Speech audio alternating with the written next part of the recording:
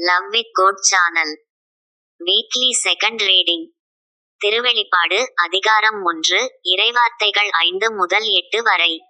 இந்த கிறிஸ்துவே நம்பிக்கைக்குரிய சாட்சி, இறந்தோருள் முதலில் உயிர் பெற்று எழுந்தவர், மண்ணுலக அரசர்களுக்கு தலைவர்.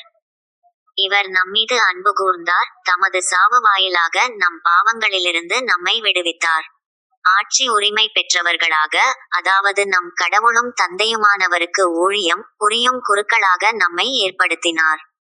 இவருக்கே மாட்சியும் ஆற்றலும் என்றென்றும் உரியன. ஆமென். இதோ, அவர் மேகங்கள் சூழ வருகின்றார். அனைவரும் அவரை காண்பர், அவரை ஊடுருவ குத்தியோரும் காண்பர்.